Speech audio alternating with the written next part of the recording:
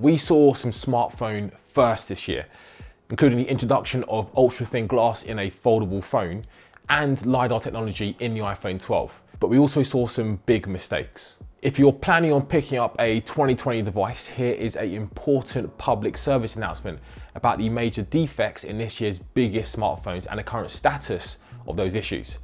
If I've missed anything out or you want me to look into something, then get in touch via my Facebook page. Let's start with the Pixel 5. If you've considered buying a Pixel 5 this year, you've probably read something about the screen gap. For those who don't know, there are hundreds of users who have complained about a gap between the screen and the body, which obviously raises questions about the phone's IP rating. Check out my previous video on it.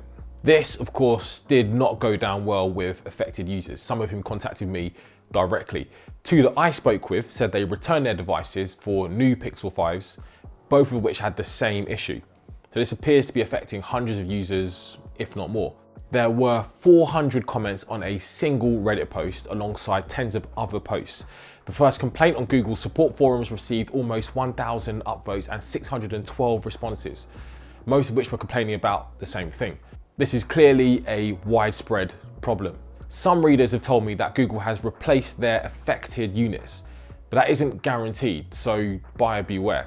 This is Ricky Panesar, CEO and founder of iCorrect.co.uk, a repair company. I asked Ricky to give me his opinion as a tech expert on all of these smartphone defects. The Pixel 5 screen gap, we think now is an issue. My point is a rush with manufacture. Units not getting quality tested at the end. You can't have a big tech manufacturer like that has units that go out that aren't all consistent. I mean, if you look at any other manufacturers, generally the build quality from the outset will be the same.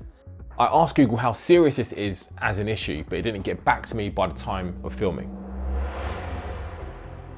Samsung's impressive Galaxy S20 FE is one of my favourite phones of the year, mostly because it combines a budget price with a high-end experience. But it's also come under some criticism for its repeated touchscreen issues. Over 1,000 users have complained about a lack of responsiveness when touching a display, not registering touches at all or initiate input that never happens. This of course is a big deal if you plan on doing anything with your phone, but in particular, gaming. Samsung's partnership with Microsoft that resulted in an Xbox Game Pass Ultimate deal is slightly hampered if the screen isn't properly registering touches. Samsung has since rolled out 3 updates to fix the problem. According to users on Reddit, the issue appears to be somewhat improved and for many it has actually been properly resolved. But there are still complaints out there, so be wary if you do decide to buy one of these phones. With Samsung's newest technology, the touchscreen and the OLEDs now are molded into one, that's generally calibrated by an IC. An integrated controller controls the touch layer. They've tried to resolve this with software, but we're pointing towards there being a hardware failure. When molding those two pieces together, it's something that hasn't been calibrated properly that's causing these touch failures. Because the touch failures that users are complaining about are the screen zooming in and out and touching in areas that it's not, which means the touch screen's not calibrated correctly because it thinks that you're touching in areas that you're not. They've gone for budget, so is it a slightly cheaper touch layer that they've integrated that's causing this issues? That's where I'd point to now, because the other S20s aren't having the same issue. I reached out to Samsung for a response on this specific issue, but it declined to comment. Apple iPhone 12 owners have been complaining consistently about a battery drain issue that is seeing idle units lose power quickly. On Apple's community forums, user Master26A explains that their iPhone 12 Pro was losing up to 4% per hour with minimal background activity. Another user on Twitter claims to have lost over 40% overnight. Over 1,000 other users upvoted the original Apple Communities Forum post, with others relaying similar comments about the same problem. Users on Reddit have also experienced similar issues. Apple hasn't publicly commented on this at the time of filming, and they didn't respond to a request for comment. So it looks like this is an ongoing problem. Users are complaining about a battery drain issue on the 12. We believe that it's down to a 5G issue. It's the first time that Apple have released the 5G chips made by Qualcomm into their units. Even with 5G turned off, there's some level of battery drain. Users around the world, are mostly in the States and Japan, reporting drops in 5G connectivity, and that's even with strong 5G signals. With this new integrated systems with the 5G, we're pointing to the chips themselves draining power. But again, Apple haven't confirmed this yet.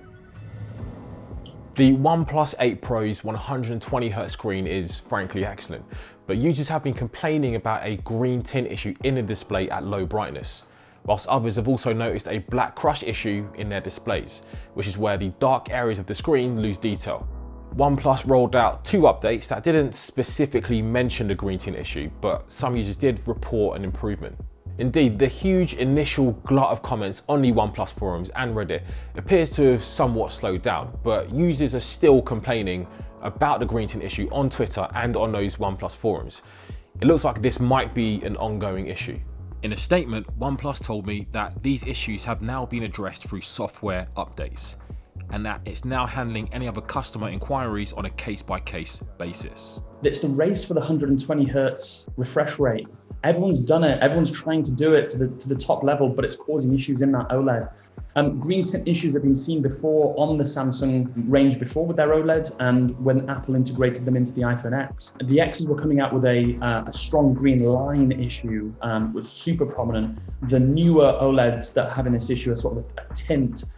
We think it's the refresh rate that's causing this issue. Not confirmed, but a green tint issue can't be resolved by a software update. Everyone's throwing software at it to recalibrate, but we don't think it can be refreshed by it. The premium Motorola Edge Plus phone is also experiencing some green tint issues. On the Motorola forums, there are over 800 comments about display problems that range from a green tint to color spots on the screen. Users also appear to be experiencing tints on the curved edges of the phone.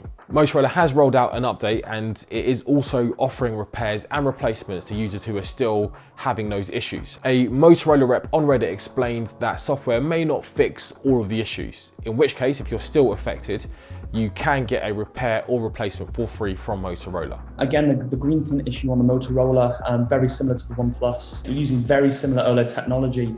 It's all pushing in the same direction. It'd be amazing if these big techs could share this information around, say, hey, we're seeing this. Are you seeing the same? And then come up with better technology for the future. I see it being a huge issue if it then causes issues with dead touch or even just dead screens. Can you imagine waking up one morning and your screen's now not working at all? So interesting that they're all having the same issue. So those are the major device issues of 2020. If you think I've missed anything out or you want me to look into an issue, make sure you get in touch via the Facebook link. Thanks for watching, and we'll see you next time.